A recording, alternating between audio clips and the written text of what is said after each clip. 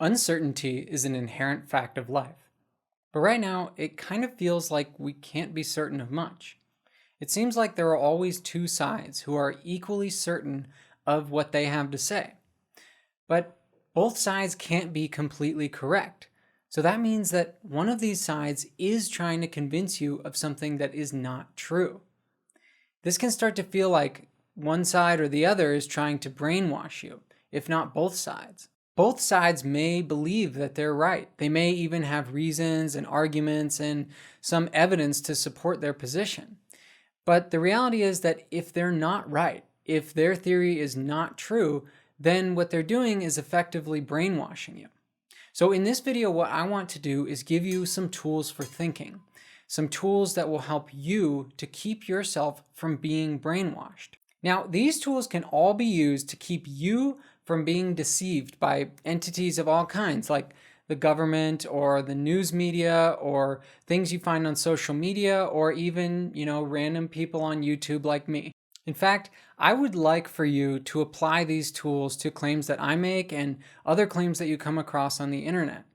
For me personally, it will help me to sharpen my arguments and understand where the weak points may be. And for you, it will allow you to know with greater confidence when you are believing something that's true or not. And so this is just a general tool that I think can be really useful for everybody. So without further ado, let's get into it.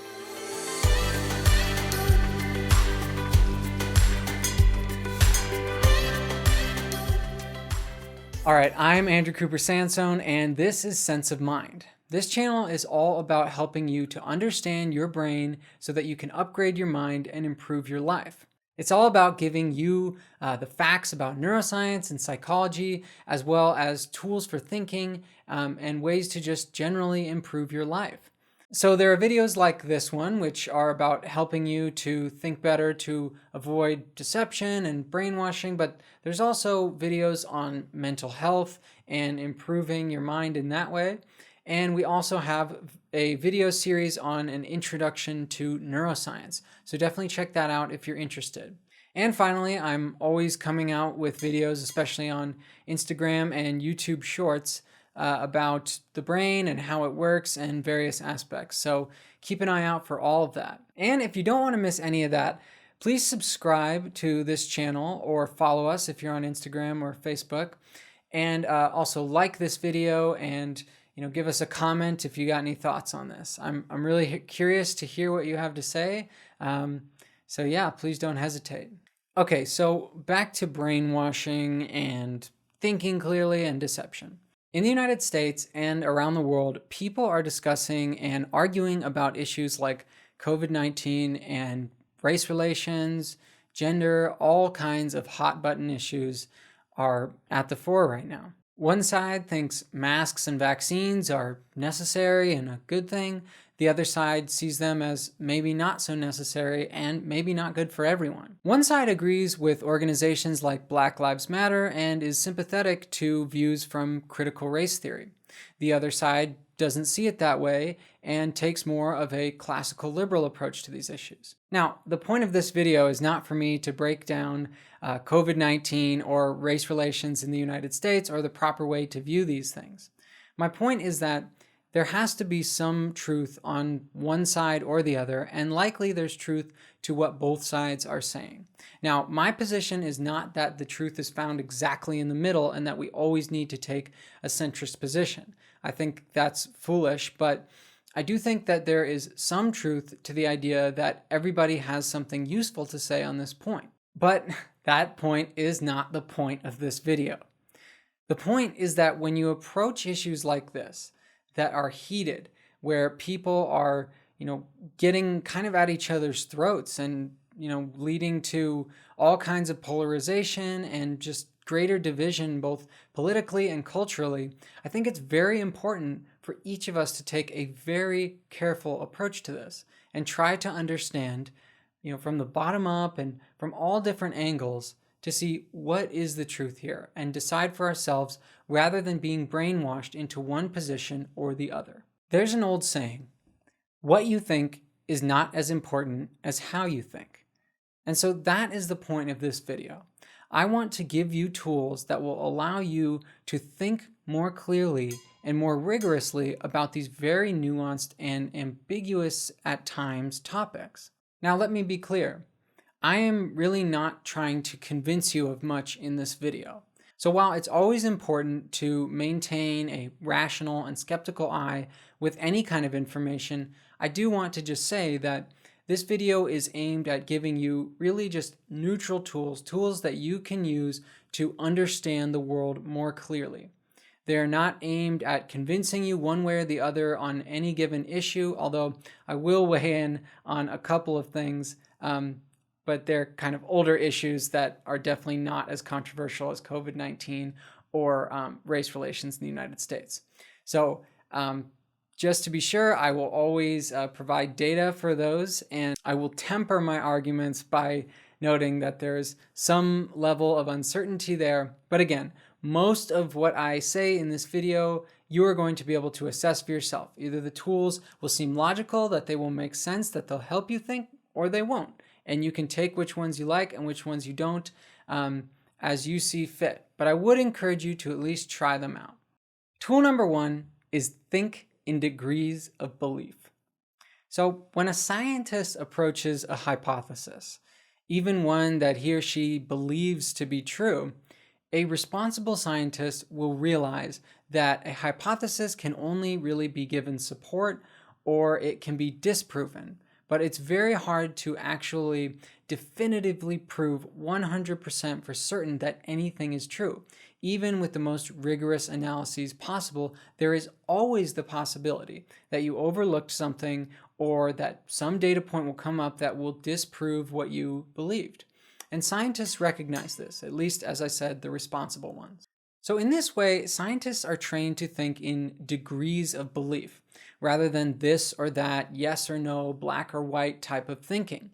They see kind of shades of gray and maybes and nuances. Scientists are very apt to use terms like maybe, perhaps, in this case, we don't know for certain, but, and of course the always present, more research is needed.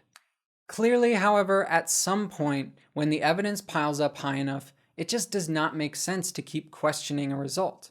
I mean, at this point, we are pretty certain that the Earth revolves around the sun and not the other way around. You know, after years and years and years and years of observations and data just piling up from all different angles, all converging on this fact, we know almost for certain that that is true. But it is always possible, and I want to emphasize this, that could be overturned. So scientists, even on that seemingly fundamental point, still agree that it's possible, even though the likelihood is very, very small that it could be overturned. Now, for the most part, when scientists are thinking about hypotheses, they aren't thinking about something as clear and plain as the Earth revolving around the sun. They're thinking about things that are much more uncertain, that they cannot know for sure, and that the evidence just hasn't accumulated yet. So that's why they're so apt to saying maybe, to saying possibly, and we don't know for certain. However, scientists are not just throwing their hands up and saying, oh, it could be this one, it could be that one. What they're doing is engaging in a form of reasoning that we call Bayesian reasoning. Now, not all scientists have this in the back of their head that this is what they're doing, and some do it more effectively than others. But generally, this is how scientists sort of implicitly approach these questions. So Bayesian reasoning is named after a highly influential probability theorist named Thomas Bayes. Bayesian reasoning basically consists of assigning probabilities to your beliefs and then updating those probabilities as new information comes in and as time goes along. And in the language of probability theory, the probabilities that we assign to various beliefs are called credences. So I just want to quote the theoretical physicist Sean Carroll, who has written about Bayesian reasoning, because he really summarizes how we can apply this to all kinds of beliefs, all kinds of claims that we come across. He writes, quote, "When we're trying to understand what is true about the world, everyone enters the game with some initial feeling about what propositions are plausible and what ones seem relatively unlikely. Prior credences are an important starting point for further analysis, and it's hard to say that any particular priors are correct or incorrect. There are, needless to say, some useful rules of thumb. Perhaps the most obvious one is that simple theories should be given higher likelihoods than more complicated ones. That doesn't mean that simpler theories are always correct. But if a simpler theory is wrong, we will learn that by collecting data. And that comes from this book, The Big Picture by Sean Carroll. It's a great book about life, meaning, the universe, and reasoning. So check that out if you're interested. All right, tool number 2 is avoid ideological thinking. An ideology is defined as, quote, a system of ideas and ideals, especially one which forms the basis of economic or political theory and policy. But a wider definition would include everything from human psychology to metaphysics to spirituality to pretty much everything else that humans do or think about. People often seem fairly certain about their position, and it may be based on a theory. And what people don't often realize is that that theory may just be one among many competing theories. But instead of reviewing all the different theories on offer and comparing them, trying to see what they have in common, what are the strengths and weaknesses of each, people just don't even seek out the other theories. They don't sometimes realize that they exist. And after all, they probably came across that theory because some smart person was espousing it or talking about it. So if a smart person believes it, well, maybe it is true. This often happens when we become enthralled by a particular author or a writer, a theorist, or a school of thought. And then we often take on the position that the author has regarding other competing theories. Namely, we dismiss them. One thing to be especially wary of here is good writing. Good writing is often a sign of clear thinking, but that does not mean that the writer is always correct. It simply means that he or she is very good at articulating their position clearly and coherently. In other words, just because something appears true and it sounds good on its face doesn't mean that it is true. The 20th century economist John Maynard Keynes was speaking precisely about this point when he said, quote, practical men who believe themselves to be quite exempt from any intellectual influence are usually the slaves of some defunct economist. Madmen in authority who hear voices in the air are distilling their frenzy from some academic scribbler of a few years back. And if you realize that you've done this, that you've kind of fallen into the trap of listening to just one school of thought, when there are others that may be just as valid, you should seek out that information. And if that information conflicts with your belief, you have a choice. You can either dismiss that information out of hand or evaluate on its own terms. The British journalist and novelist Alex Marwood explains this point in an article when she wrote, quote, a healthy person will adjust their thinking to allow for new knowledge. Someone in the grip of an ideology will simply bounce the discordant fact out without ever grappling with it. Now, Marwood was talking about cults and Keynes was talking about economics. But I think you can see how this applies to pretty much everything else, and especially to controversial issues. Tool number 3, don't be so cynical or gullible. By most measures of human well-being, the 21st century is the best time to be alive compared to any point in the past. Now, I said at the beginning that I wasn't going to try and convince you of a bunch of crazy stuff, so let me at least back up that big claim with some data. Now, this is coming from Steven Pinker's book, Enlightenment Now, in which he documents many different trends, in fact, that are all looking very good for humanity. Now, let me just list off a few of those for you. So we've seen increases in lifespan from about 35 years old to close to 70 and 80 just between the late 18th century and today. We've also seen reductions in deaths due to infectious diseases in childhood. For example, pneumonia deaths decreased from about 1.7 million per year to about 1 million just between the years 2000 and 2013.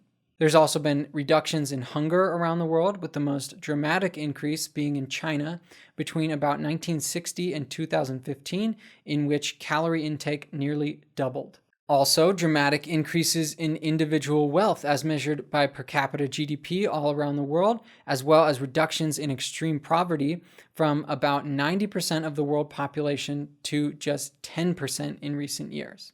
Decreases in almost all measures of violence, including deaths in war and most other types of deadly quarrels. Of course, there are still many problems. And some problems are growing rather than shrinking, such as global warming and, by some measures, mental health. Still, overall, if what you care about in life depends on having greater health, longevity, and wealth, then the 21st century is undoubtedly the one that you would pick to live in. One important caveat is that if you're skeptical of all those numbers and facts that I just spewed out, that's good. I want you to be. I am trying to give you the facts as I understand them, but you don't have to take my word for it.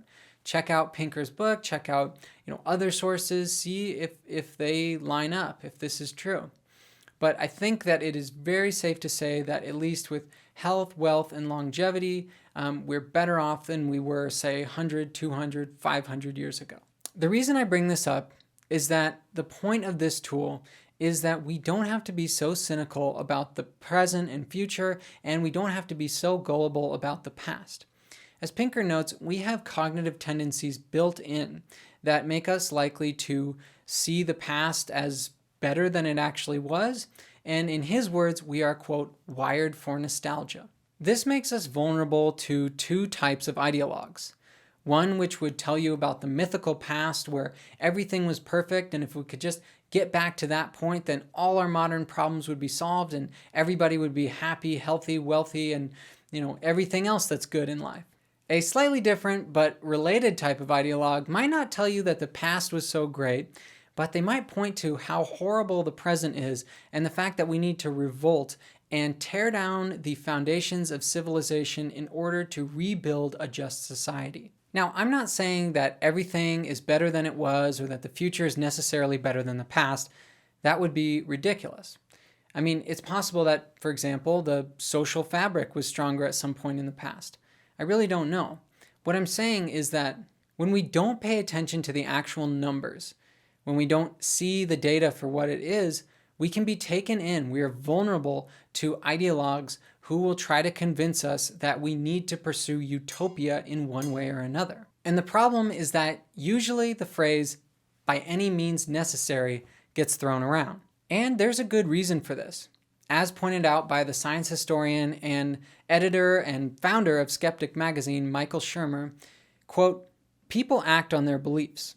And if you believe that the only thing preventing you and or your family, friends, and clan from going to heaven or achieving heaven on earth is someone else or some other group, and that heavenly visage includes eternal life in the hereafter or infinite goodness in the here and now, then their evilness knows no bounds for what is permitted to end it." So Shermer is pointing out that when we start to believe that we can reach perfection, utopia, when we can reach a state in which there are no problems, when we start to believe that and we start to believe in some kind of ideologue who's telling us this path to get there, it becomes very tempting to do that by any means necessary. In other words, to slaughter millions to bring about perfection. And this is deeply related to an idea expressed by the 17th century philosopher Voltaire when he wrote, "Truly, whoever can make you believe absurdities can make you commit atrocities." So Voltaire wasn't talking about this problem of the past, but he was pointing out something that is very important for all of us to remember. When somebody can get you to believe the absurdity that the past was perfect or that we can reach a perfect future, they can start to get you to commit atrocities, or at least things bordering on atrocities. Tool number 4, the plural of anecdote is not necessarily data. The definition of anecdote is, quote, "an amusing or interesting story about a real incident or person." And the definition of data is, quote, "facts and statistics collected together for reference or analysis." These two kinds of information are very different in that one of them is based essentially on human memory, interpretation, and perception, while the other is based on agreed upon observations and facts about the world around us. Many people use anecdotes to form the basis of their theory about everything from what happens when we die to what kinds of treatments are good for this disease to pretty much everything else you can think of. People are really prone to seeing these short, amusing stories that seem to give some kind of general lesson, but in fact may just be a fluke or may not even be true in the first place. And the big problem is that anecdotes may or may not be representative of the bigger picture. And to get at that bigger picture, you actually have to do a rigorous analysis. So, as an example, consider vitamin C and breast cancer. For example, a person might believe that vitamin C cures cancer, and maybe breast cancer specifically.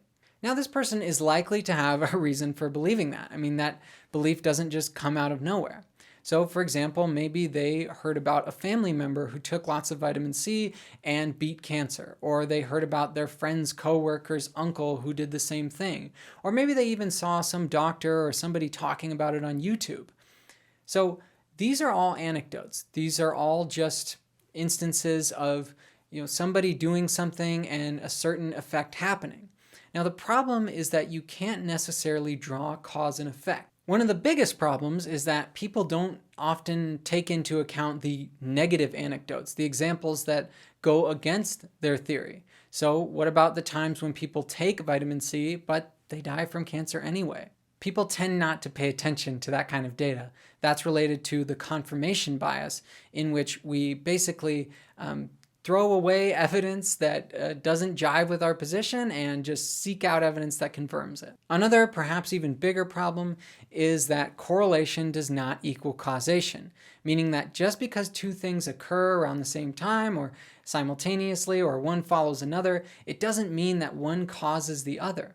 There could be a third factor causing both, or they could just be a coincidence. For example, if somebody beats their cancer after taking lots of vitamin C, there are a lot of questions you have to ask to even get close to understanding whether it was the vitamin C that did it or something else. I mean, for example, was this person on chemotherapy, immunotherapy, some other sort of evidence, science-based treatment for cancer? If so, then it's going to be really hard in that individual case to figure out whether vitamin C did anything at all. It's not that vitamin C could not be a good cancer treatment or a good supplement for people going through cancer treatment. It's just that we can't know on the basis of anecdotes. However, when researchers did actually look at the effect of taking high doses of vitamin C for people going through breast cancer treatment, they found in a 2008 study that looked at not just one single study, but actually analyzed a bunch of different studies put together, they found the following, quote, post-diagnosis, vitamin C supplement use may be associated with a reduced risk of mortality. Dietary vitamin C intake was also statistically significantly associated with a reduced risk of total mortality and breast cancer-specific mortality. Score 1 for vitamin C. Yet that statement is a far cry from vitamin C cures cancer. For example, it's important to remember that saying that vitamin C reduces mortality is inherently a statistical statement, meaning that many people who did take vitamin C sadly did not experience any benefits from it. I present this case for a number of reasons. One is to show that anecdotes are not always wrong, but that you actually have to do a rigorous analysis to figure out whether they have any value at all. And also that often the claims are exaggerated, as in this case. Still, you might be wondering, this is kind of a weird case for me to present if my point is to show that anecdotes aren't always, good sources of information. But the point is that you couldn't have known either way. Why? Because anecdotes go both ways. For example, if I was somebody who knew somebody who had been going through cancer treatment and they had been taking lots of vitamin C and unfortunately they didn't beat their cancer, well, then I might just conclude, well, vitamin C has absolutely no effect on breast cancer. It's all just a myth. It's just all these, weird naturopaths coming up with this idea. And the problem is that there actually is an effect of vitamin C on breast cancer. So using anecdotes is unreliable because I couldn't have really known that there is an effect. So again, the only way to know for sure is to carefully gather and systematically analyze lots of data on the point that you are trying to understand, find converging lines of evidence, try and see it from all different angles, and do a rigorous analysis.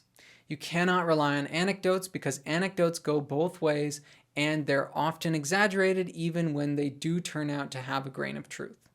Tool number 5, misfortune is more common than malice, or Hanlon's razor. There is an old saying often called Hanlon's razor, which says that you should never attribute to malice what can be adequately explained by stupidity.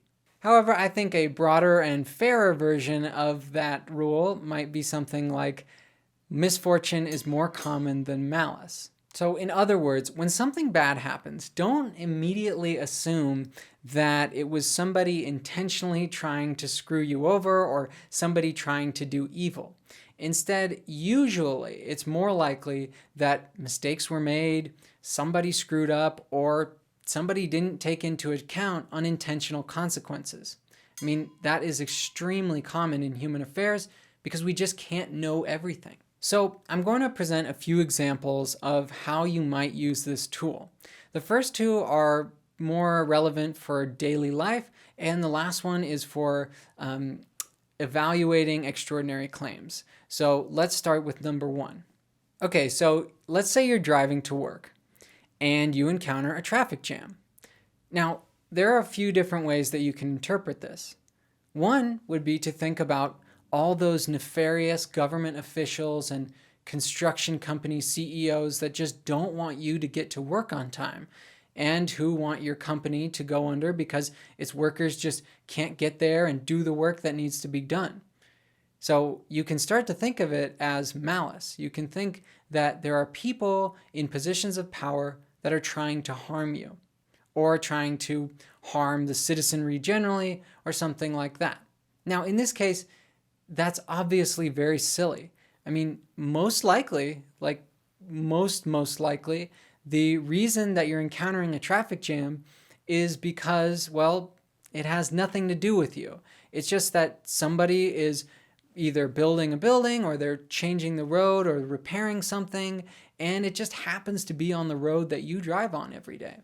And that's how most of us would interpret it. We might be annoyed by the situation or irritated with the drivers around us, but we wouldn't blame some outside force that's trying to hurt us or trying to make our lives worse. In other words, we would realize that it's misfortune and not malice. Okay, the second example is less obvious, and it requires more analysis and a little bit more nuance and subtlety.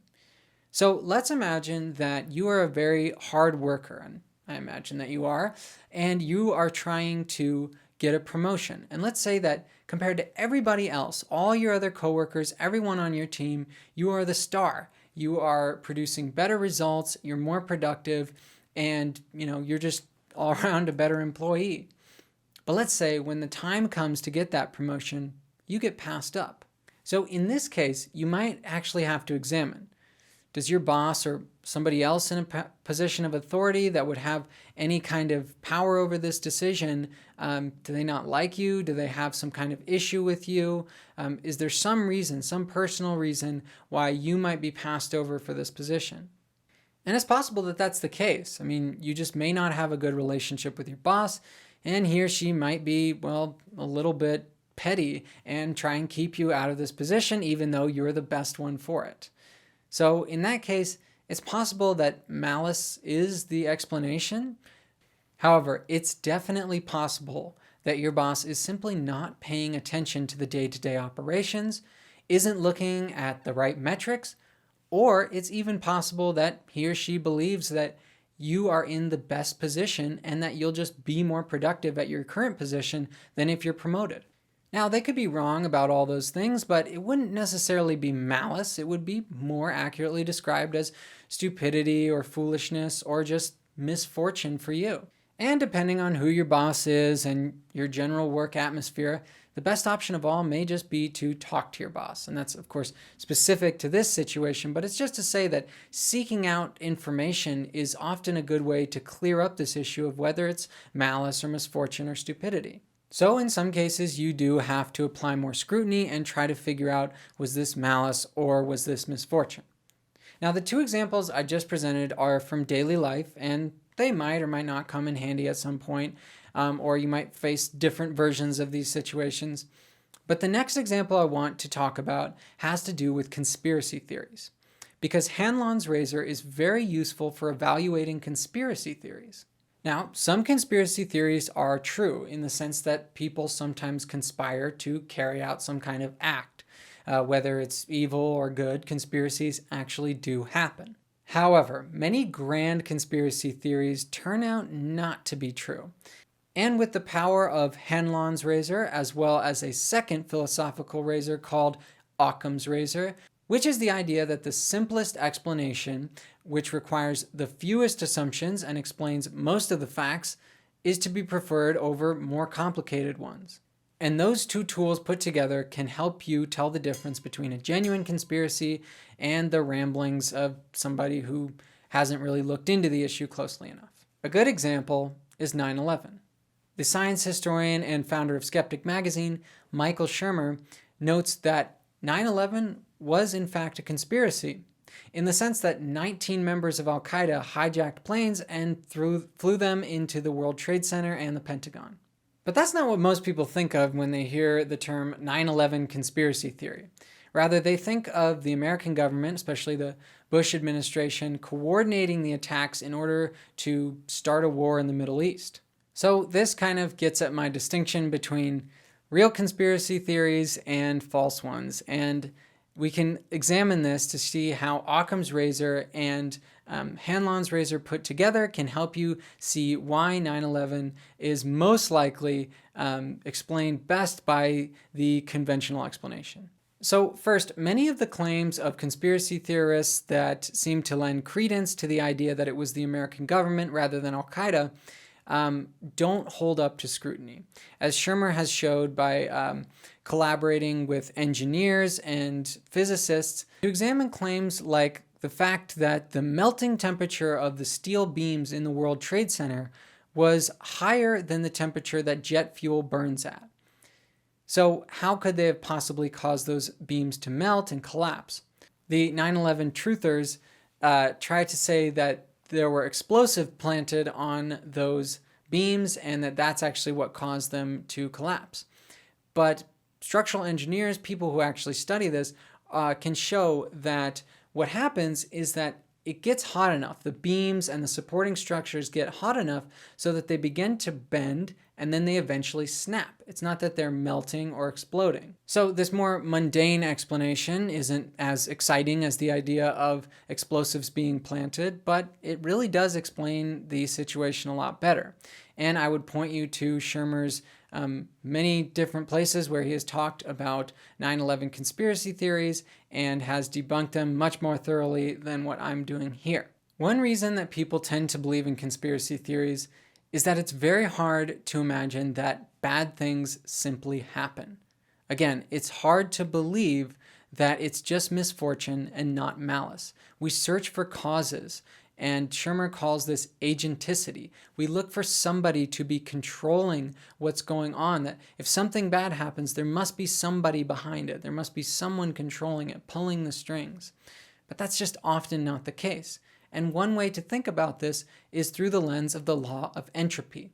Now, entropy is the second law of thermodynamics, but one way that you can express one of its implications is that there are many more ways for things to fall apart than for them to stay together. The idea is that basically everything requires maintenance. Things fall apart when we don't take care of them, and nothing is 100% robust.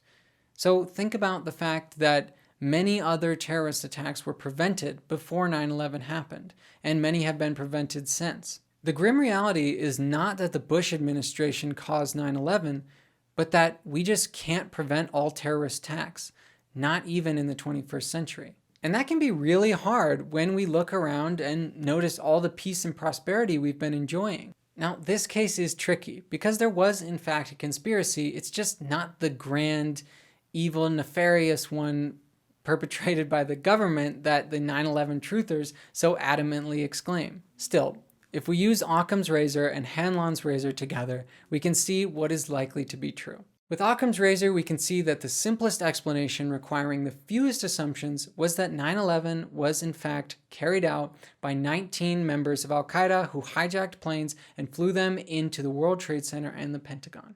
With Hanlon's razor, we can see that all the missteps leading up to and immediately following the attacks by the government were most likely caused by a combination of bad information, bad decision making, and, well, a little bit of stupidity. So with all these tools, I'm basically just getting at the point that we need to take a step back and carefully examine claims. We shouldn't just accept what people tell us is true. We should use all of these tools together, and we should start to develop an operating system in our minds for evaluating claims so that we're not vulnerable to ideologues and people that will try to brainwash us one way or the other. We need to keep our wits about us. We need to be careful in our thinking and our reasoning. So if you like this video at all, please give it a like and throw me a comment. Let me know if you have any cognitive tools that help you think more clearly and avoid whether it's confirmation biases or just simply being brainwashed. I'm really interested to hear what you guys have to say, so please do not hesitate to reach out. Thank you so much for watching. Please don't forget to subscribe to this channel if you're on YouTube, or follow if you're on Instagram, and sign up for the newsletter that is going to be getting going very soon now. And I am really excited about having you all here. Thank you so much for watching. Just so you know, this video and this channel is brought to you by the Diamond Mind Foundation. This one was written and produced by me, Andrew Cooper Sansone. Thank you so much for watching. I'll catch you next time.